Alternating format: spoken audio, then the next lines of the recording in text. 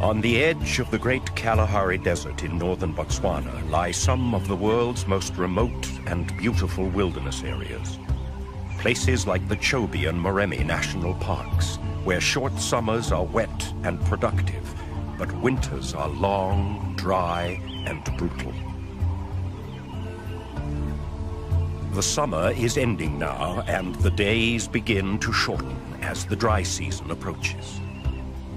No more rain will fall for the next 9 months, and every sunset will bring to a close another day of withering, desiccating heat, and herald a coming night of biting cold. For the animals of this vast network of plains and forest, this is the cruelest time of year, when vigilance and adaptability will determine who makes it through Africa's most savage season.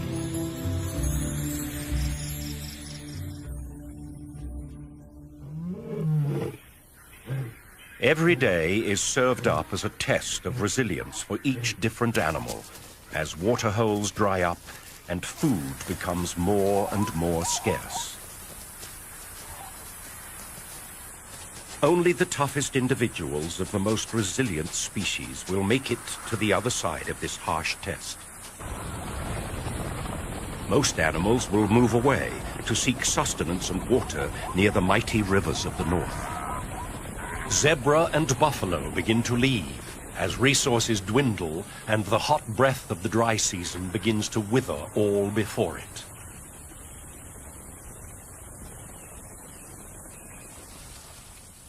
Other animals follow, but along the edges of the plain in the transition area between grassland and forest, known as the ecotone, one of Africa's most successful survivors remains to tough it out: the graceful and resourceful impala. The beauty and seeming frailty of these timid antelopes belies an ability to survive not only the adverse elements, but also a constant and savage onslaught from every predator that shares their world. In March, at the beginning of the dry season, the impala population is gathered in mixed herds, and the shorter day length sets off a switch in the hormonal activity of the males.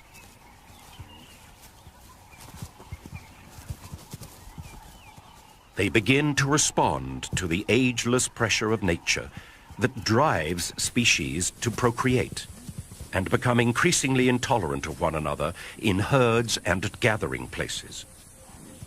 Aggression is on the increase, and behaviors such as ground horning indicate a readiness among the mature males to do battle with each other over territories and females.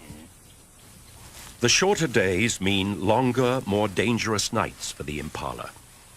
This is when they are at their most vulnerable to the legion of predators that hunt in the dark of the night.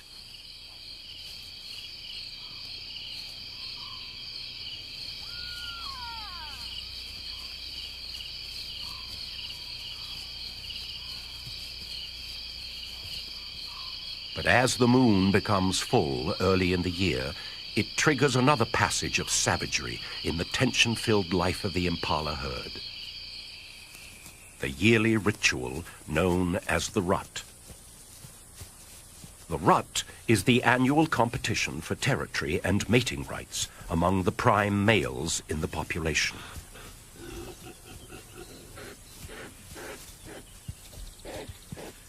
The mature males are in peak condition at the start of the rut.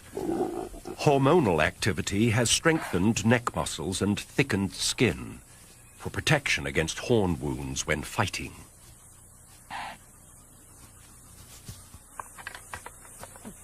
Fights at first are limited to bouts of light sparring and horn twisting. This allows males to size each other up without serious damage. But soon, along the edges of the plains and around the waterholes, fierce battles begin to break out.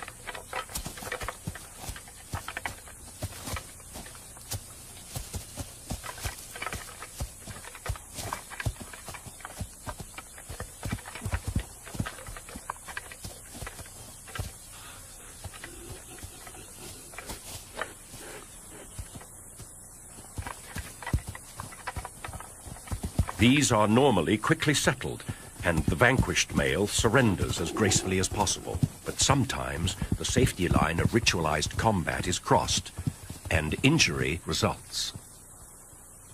Unlike deer, whose antlers are seasonal, antelopes have permanent horns, and once broken, they will never grow back. Males who lose a horn at best will never have an opportunity of breeding, but often this spells a worse fate. Horns broken off at the base can cause an infection in the soft tissue of the head, and a slow and painful demise usually results.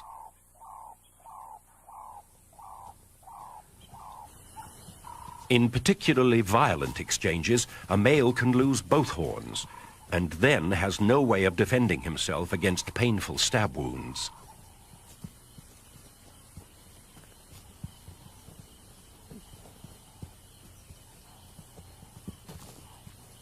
Sometimes, even both horns cannot protect the unwary combatant from a cruel twist of fate. This male, ambushed from behind while engaged in combat, had a horn driven deep into his body cavity. A wound such as this is the end of the line, and death is not far off.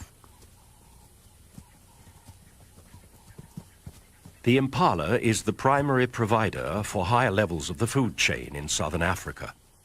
The intact carcass of the wounded male provides an opportunity for scavengers to feast, rather than pick at the leftovers of other predators.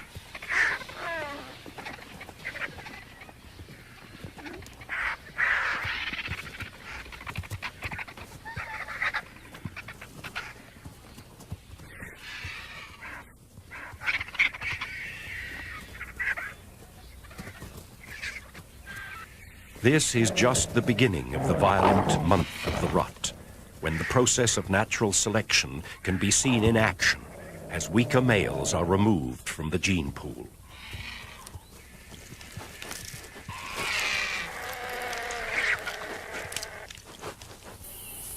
For the surviving rams, the serious business of breeding goes on. Once a hierarchy has been established, the most dominant male stakes out the prime territory and begins to display ownership. He patrols his boundaries at a steady, measured gait, walking in a tall, proud posture, rather like a gunfighter of old.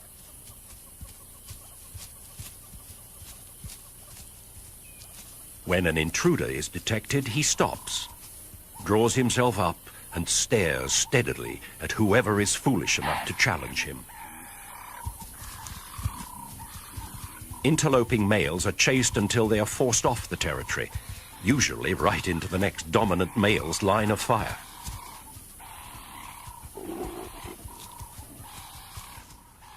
The rams at the top of the hierarchy hold sway over the prime territories with the best resources, such as food and the right mixture of cover and open land. This, in turn, attracts the most female herds. Now all the male has to do is keep them there, and that's where the real hard work begins. First, he weeds out the remaining immature rams who are chased away from their mothers for the first time. All the displaced youngsters and non-breeding males satisfy their herding instincts by forming bachelor groups that live on the fringes of society. They need the security of numbers for predator detection, but antagonism remains high. For the youngsters, this is like a training camp where they learn sparring skills for future serious bouts. The most dominant males give off a strong scent from glands in their foreheads. Weaker males sniffing this scent detect the higher hormonal levels and back down from challenges, a mechanism that regulates aggression. Back in the breeding herd, the male is now using 3 times as much energy as the bachelors.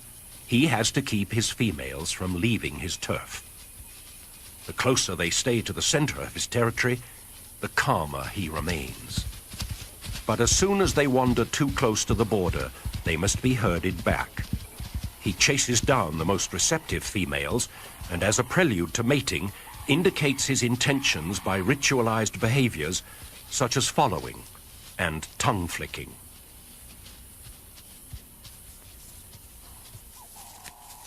In between mating, he has his boundaries to keep and marks his territory by rubbing a secretion from his forehead glands on surrounding vegetation.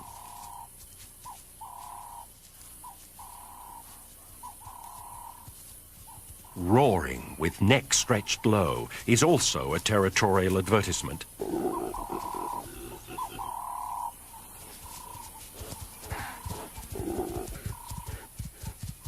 The dominant male of the herd is now being stretched to his limits. Not only must he mate as often as he can and repel sneak raids from amorous males in the surrounding bachelor herds, but he has to herd his females all day long.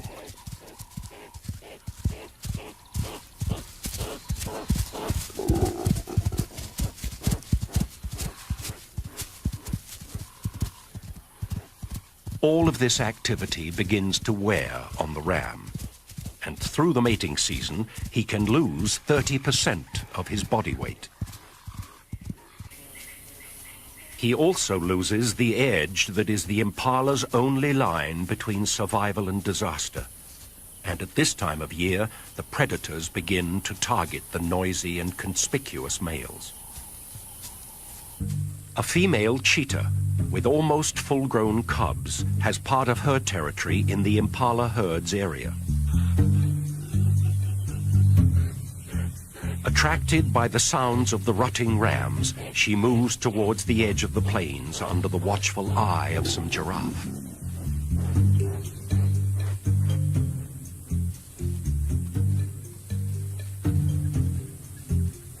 While she uses vantage points on the edge of the plains to spot potential prey, her cubs follow along.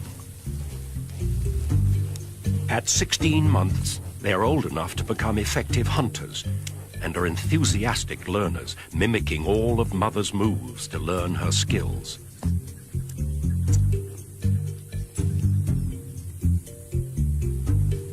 She uses a dead tree to detect the herd's position and quickly moves off to begin the stalk. The cub still has to learn that climbing is not something that cheetahs are particularly good at. Approaching the impala, the cheetah's eye is honed to detect the slightest sign of fatigue and weakness in any member of the herd. An opportunity at an exhausted and preoccupied male is difficult to resist.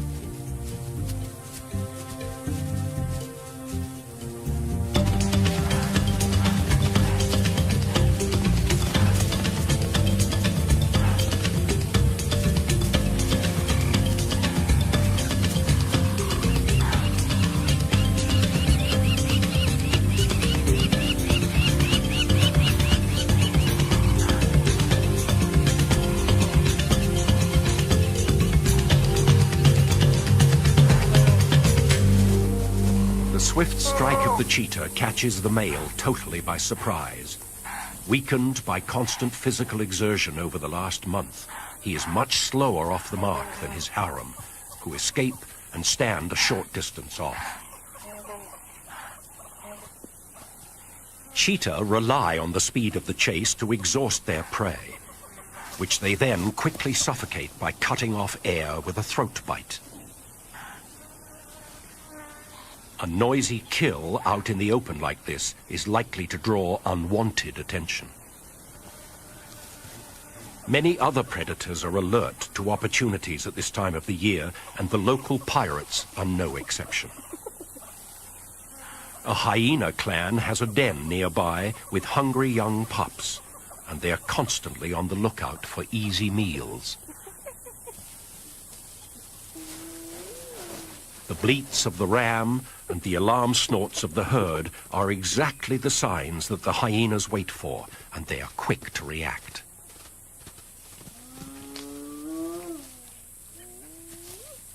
All three cheetah are no match for the brute strength of a hyena.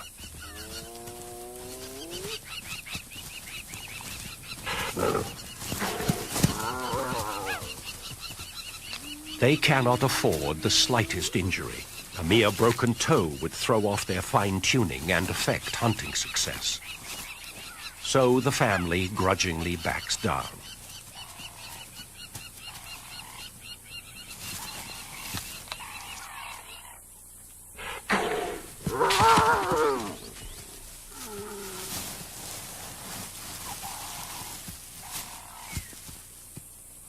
The cheetah move off to watch from a safe distance as more hyenas begin arriving on the scene.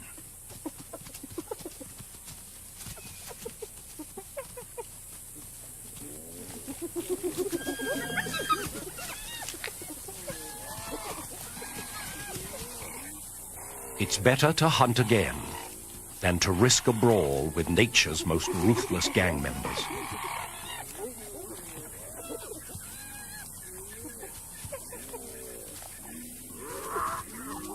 The cheetah's loss, however, is a necessary gain for the hyena clan. Back at a den away from the plains, 3 sets of pups await the arrival of their parents. Each female in the clan gives birth to 2 black pups, who gradually become lighter and spotted after 2 months. There is serious rivalry amongst hyena siblings. What appears to be playful tussling is actually an establishment of dominance between and within each pair of pups. Even as infants, hyenas can turn into deadly killers. Sometimes, while still in the den, the stronger pup will kill its brother or sister to reduce competition for mother's milk.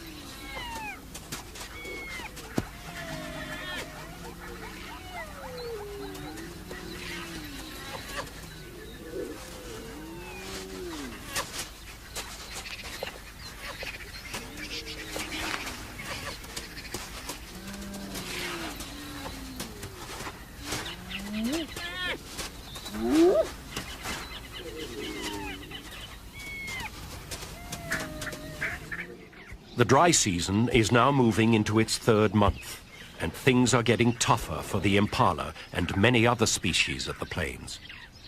Waterholes and rivers are drying up rapidly. The days are baking hot, and temperatures plummet at night. Winter is the beginning of an easy time for the predators, as animals slowly weaken from lack of nutrition. In the impala herds, the mating season is over, and most of the reproductive females are pregnant. Impalas have a gestation period of 7 months, but the females can extend this if the first rains are late. Unfortunately for them, this puts them under the most nutritional demand through the toughest time of the year. It's no longer the males who are under attack, but the pregnant females that are most vulnerable. And they now come under the closest scrutiny from predators. This lioness would normally not be stalking impala in the heat of the day, but because the females are pregnant and slower, her chances of catching one are good.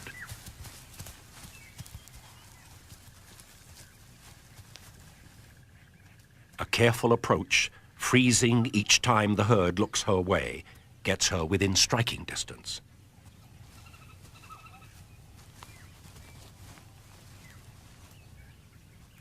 Within a few months, it would have been worth an attempt.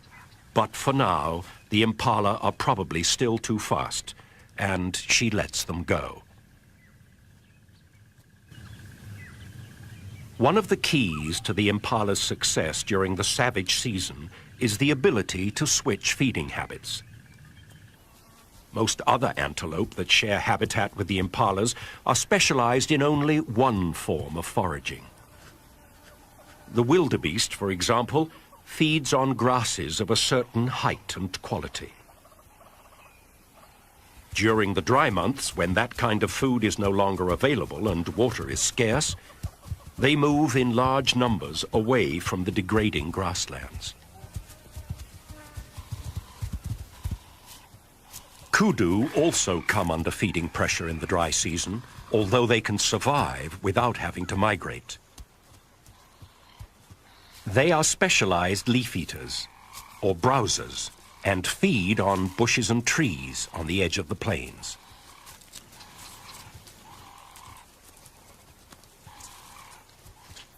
Impala, however, can take advantage of both food sources and switch easily from grazing to browsing.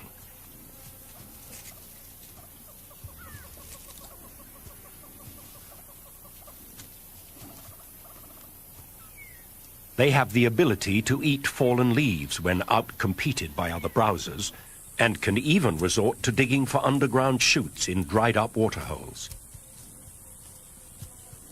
It is this flexibility of behavior and the ability to take advantage of every nutritional opportunity that makes the impala one of Africa's toughest competitors.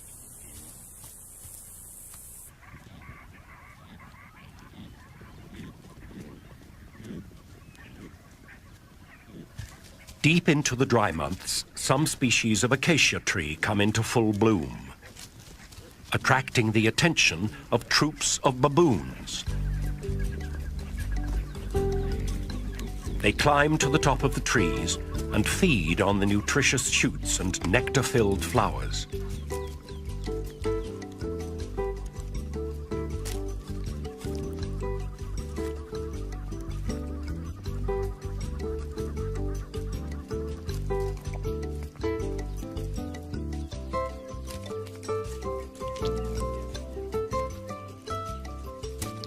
As the troop greedily picks at the blooms, they drop more than they eat. Impalas know this and once again are on hand to take advantage. They move in under the trees and help themselves to a great protein boost during this lean time.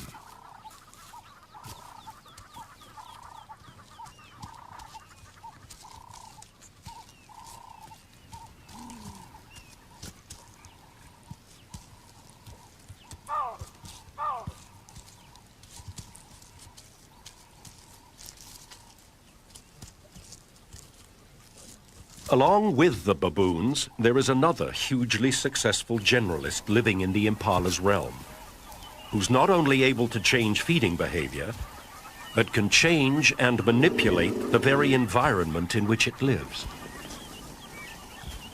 Elephants feed along the ecotone during the dry months, reaching for the foliage they need to fuel their 6-ton bodies.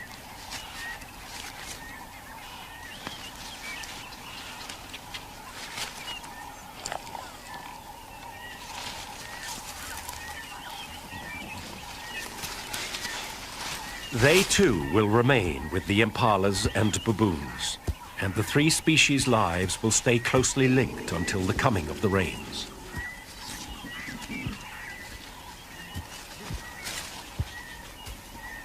These giants have a fascinating method of harvesting a food source, directly available to no other species: the pods of the camelthorn tree, Acacia albida.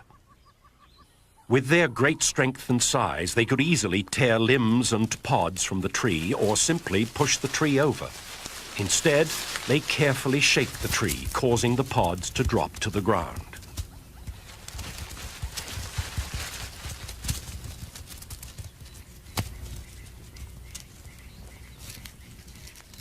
They then use that ultimate feeding tool, the trunk, to deftly gather the rich morsels in a delicate grasp and pop them into a cavernous mouth.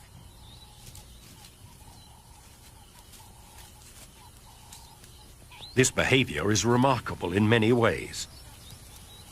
It benefits the elephant, who not only gets a rich meal, but seems to understand that by leaving the tree standing, there's a guarantee of other harvests of pods for years to come.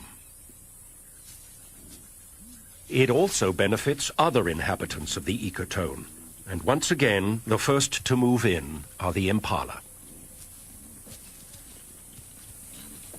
Their teeth and jaws are not at all suited to chewing and swallowing pods, but again, their adaptability affords them a protein-rich meal.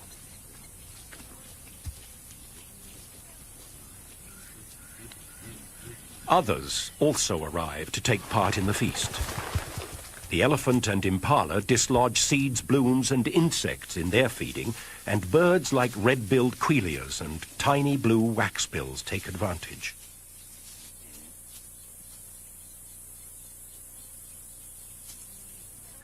During these harsh times, resourcefulness becomes the key to survival. And again, it's the ability to change feeding behavior that helps individuals make it. This is displayed by an experienced male baboon who's had to survive other harsh winters. It seems he's learned that the river, before it dries up completely, holds some underwater secrets. Crocodiles keep baboons from going anywhere near the water under normal circumstances. But these are desperate times.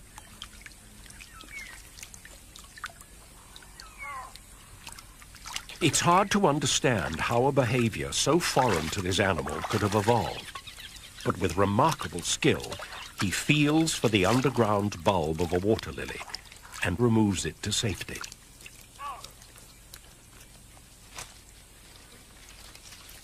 This truly amazing new behavior seems to leave the wise old fella totally unmoved. With great dexterity, he peels and eats the succulent shoots before tearing into the food-packed storage organ of the plant.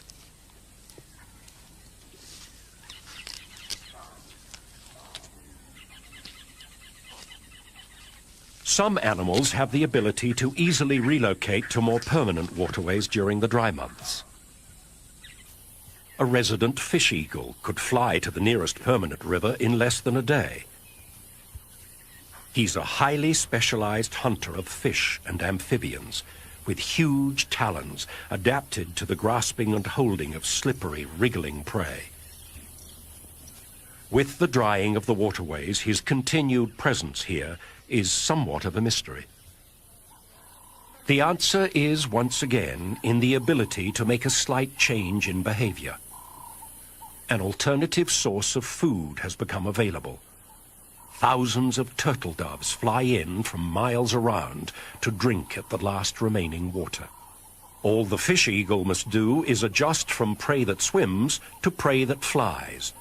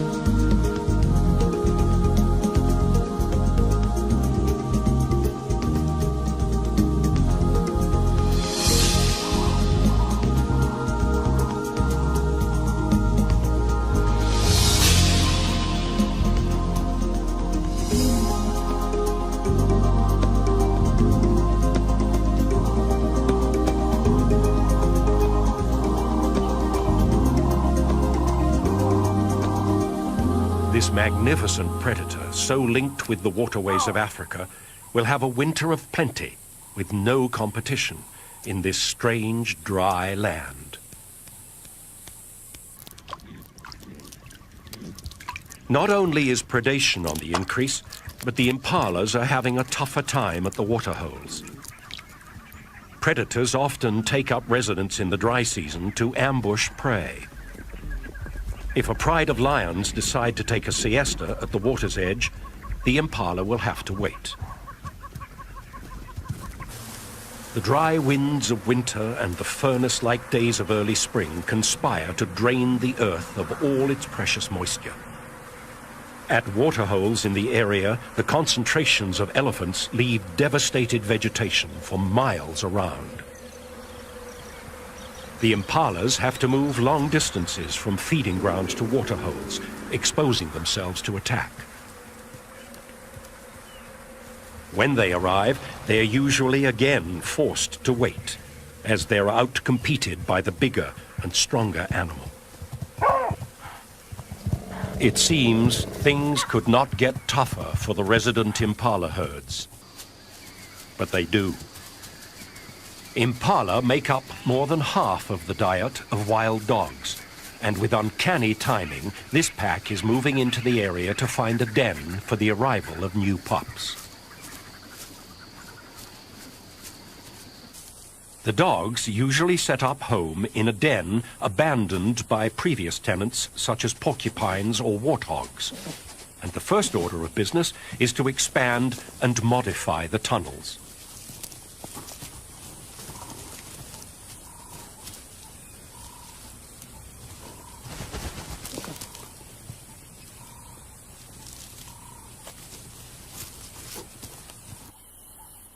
Once the breeding female has given birth to the pups underground, the pack is anchored to the area for at least 3 weeks.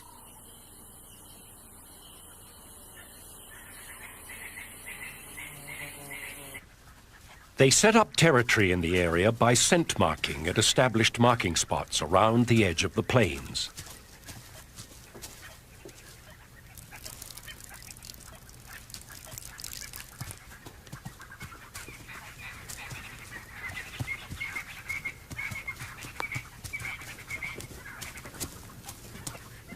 Although they hunt primarily in daylight, they often set off to hunt before dawn, and while they're in the area, they work mostly along the ecotone in the territory of the impala. This is Africa's most efficient social predator. Once they have selected a target and stalked close enough, they seldom miss their intended quarry.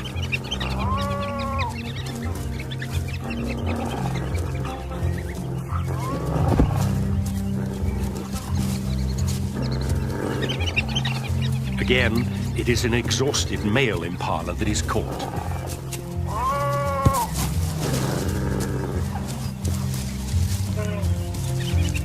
With a method of killing that appears cruel, dogs are much maligned as vicious, unfeeling brutes. But they kill quickly and share the spoils evenly among themselves.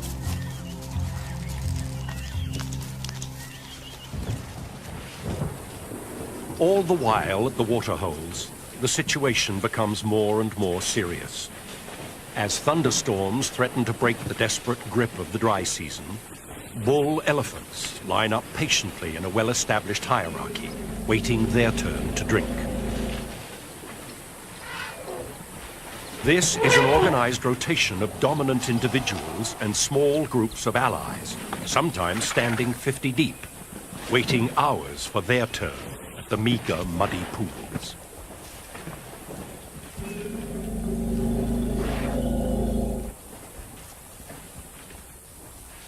The female herds with their babies are much more anxious about traveling across open areas and drinking at the waterholes. This year, the herds are under extra stress. The distances they have to travel daily between feeding grounds and water has been made even greater by a huge fire that has swept through the northern part of Botswana. They're tired and edgy, and there is an undercurrent of thinly suppressed panic in the nervous herds. Quite often, 2 or 3 breeding groups move in together, causing confusion at the waterhole. The old matriarchs and mothers keep their young under careful surveillance, never letting them get more than a trunk length away. They have carried their babies in pregnancy for nearly 2 years, and the bond between mother and calf is so powerful that it will last their entire lives. A young bull calf, barely 2 months old, arrives with the group. His back is freshly caked with mud where his mother has bathed him to prevent sunburn.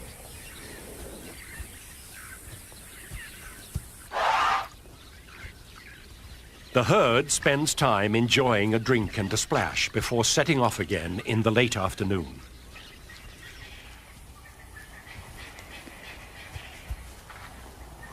The walk back to the feeding grounds will be challenging, as the hot winds of October blow up a dust storm that will rage through the night.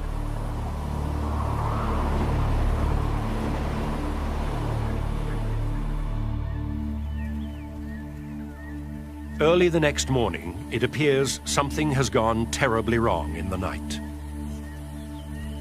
The young calf with the muddy back has somehow become separated from his herd in the dust and darkness, and now he finds himself utterly and desperately alone.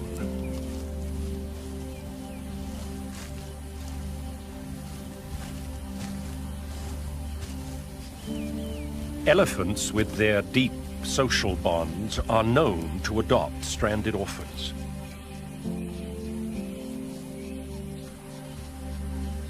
If he can attach himself to other elephants or find his own herd very soon, he stands a good chance of survival. The little calf is as helpless and confused as a human infant would be without his mother. It's obvious that he can smell her and the herd in their dung surrounding the pools, and he spends time sniffing at the familiar, comforting smells.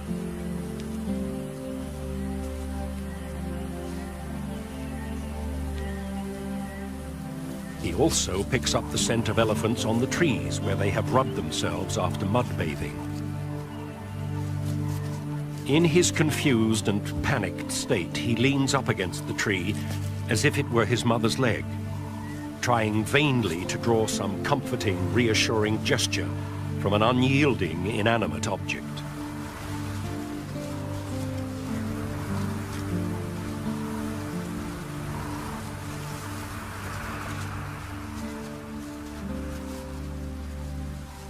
After his first hours alone, help arrives in the form of a few huge elephant bulls.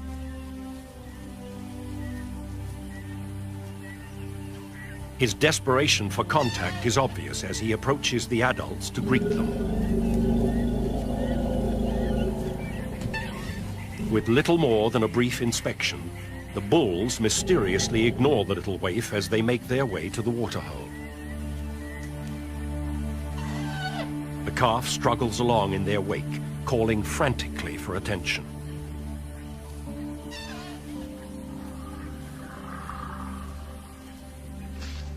The calf is still totally dependent on milk. He can't even drink water for himself, and as the temperature steadily rises into the hundreds, he becomes more and more thirsty.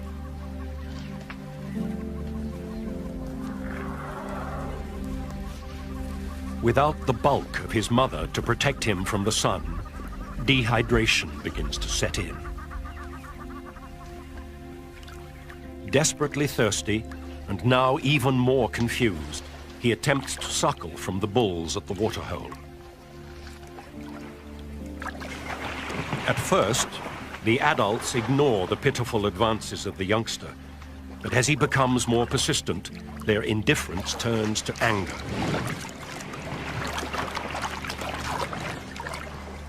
In the water, he is repeatedly kicked by one of the bulls.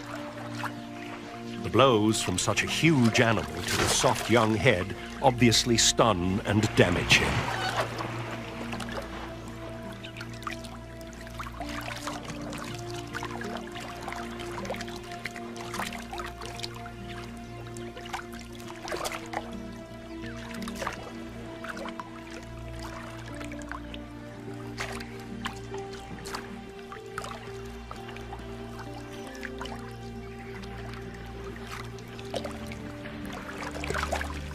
Even after such violent treatment, the urge to be close is too powerful, and he struggles after the adults.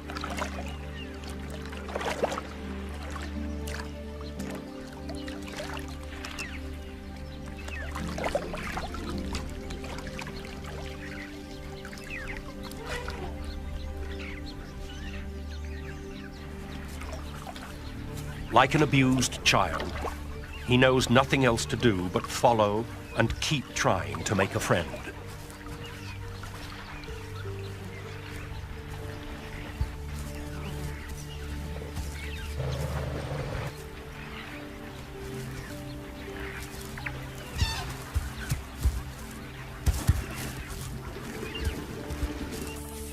It's midday now and fiercely hot.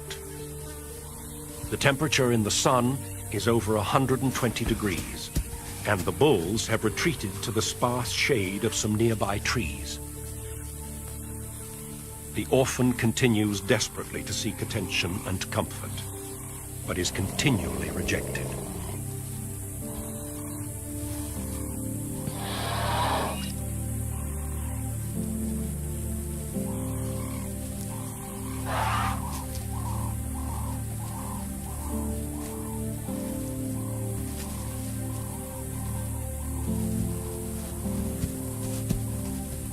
His utter confusion and lack of understanding of what is happening to him is obvious.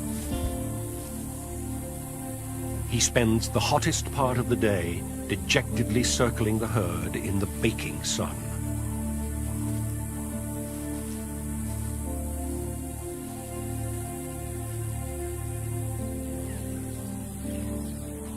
As the bulls start to leave in the afternoon, the tiny stray tries to follow, and the rejections begin to get more violent.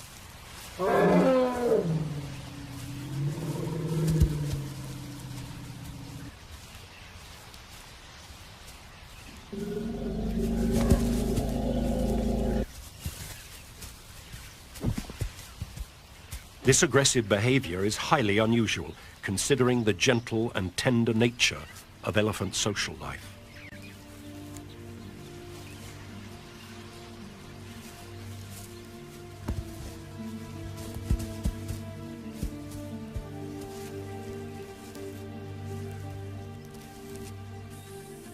The calf retires to a small grove of trees, where he stands shivering and twitching in what appears to be a state of complete nervous collapse.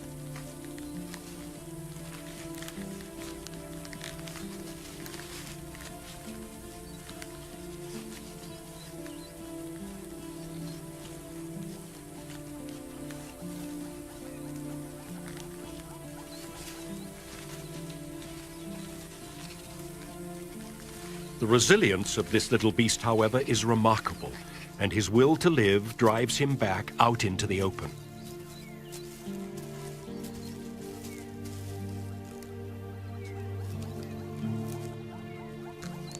He once again attempts to suckle, this time on a tree, before heading back to the waterhole.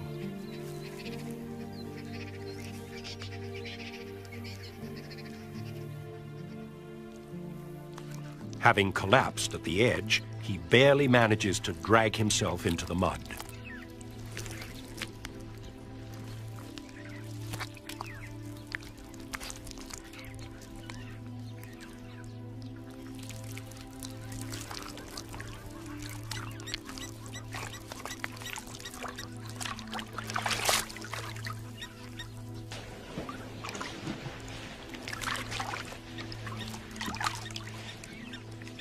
At last it seems there is real hope when a herd of cows with a young calf his age suddenly arrives to drink. As he persists in getting close to the herd's own calf, the reaction of the females is shocking. This would be the ideal group to adopt the stray. With young calves of their own, the females are lactating, and their overpowering maternal instinct should be stimulated by the calf.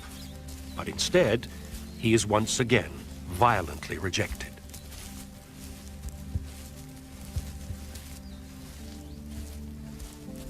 With remarkable tenacity, he keeps following. But now, the matriarch has had enough, and this time actually tries to kill the bewildered baby.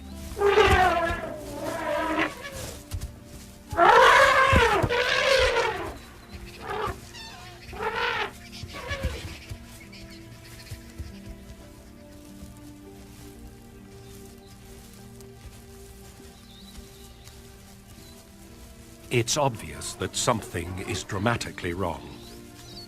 Is this violent reaction an indication of the stress the elephants are under? Can the females simply not afford the energy to adopt the youngster because this year's meager resources are barely enough to raise their own offspring? Is there something physically wrong with the baby that the other animals can sense and want to avoid?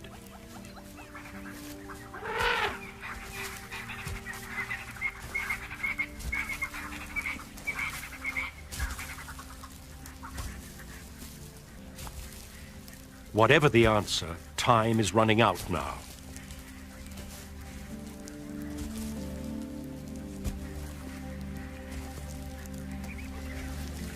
As the sun sets, the final act in this desperate tragedy of a day begins to unfold.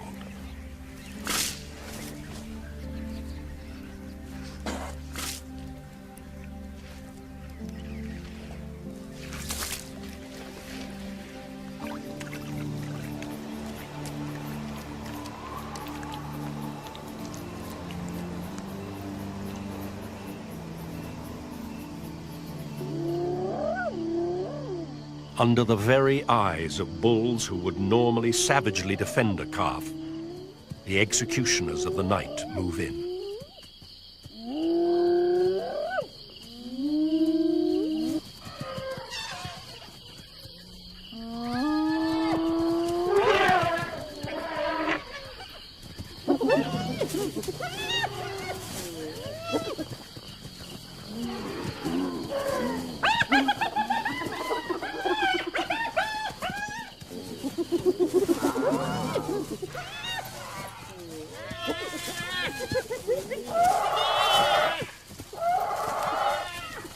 Although his death is violent and brutal, it is merciful at the same time.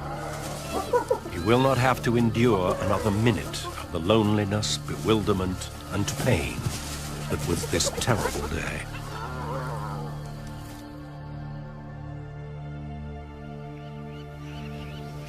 Dawn at the waterhole shows no evidence of the previous day's events. Life in Africa goes on with a ceaseless, uninterrupted rhythm. Every event has its place and fits seamlessly into the flow of days and nights.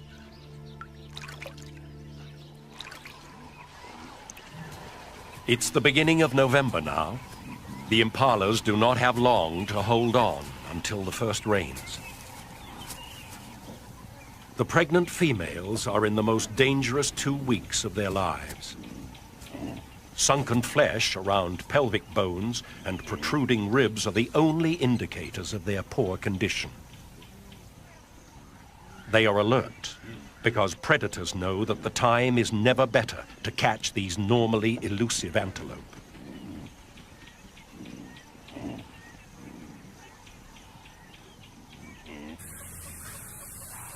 Still, the most dangerous time for them is the trip back to the plains.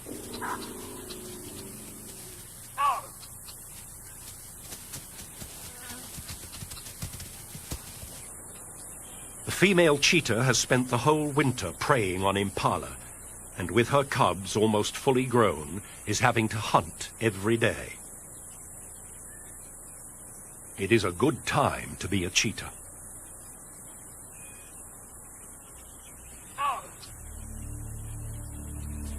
Through the season, the cheetahs have lost over 70% of their kills to the hyena, so the female has changed her behavior.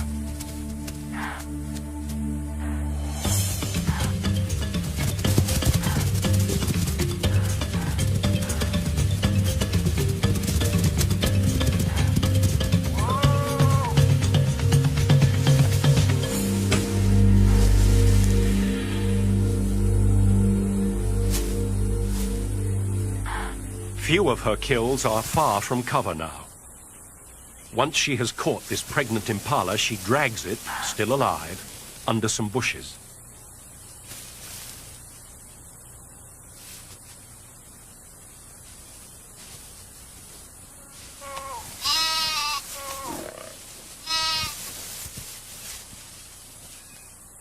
The cubs are learning to kill, but the noise may attract the hyenas again, so she swiftly dispatches it. Every day now is critical. The rains are almost here.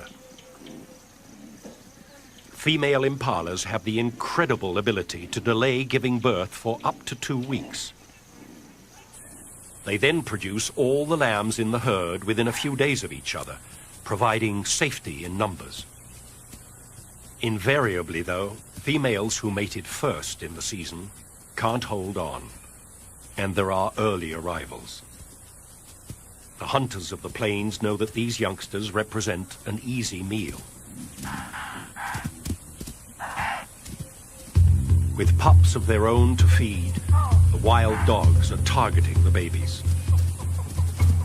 Once the herd is panicked, the babies are on their own.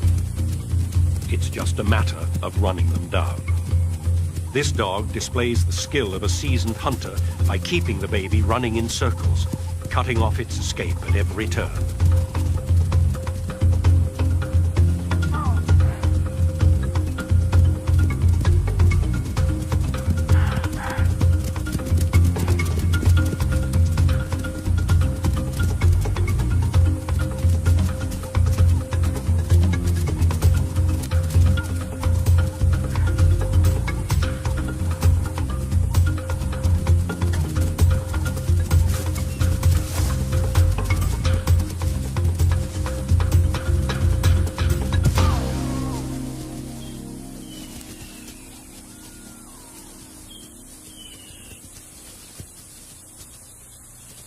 The pack will probably kill most of the early babies, but the herd is almost out of danger.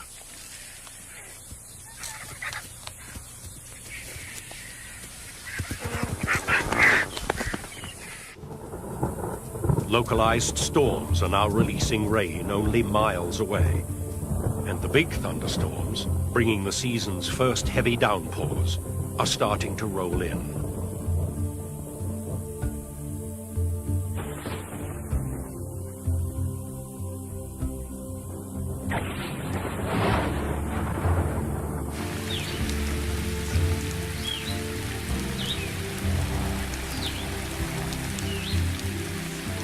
The rain very quickly brings a close to the seemingly incessant days of heat, dust, and death.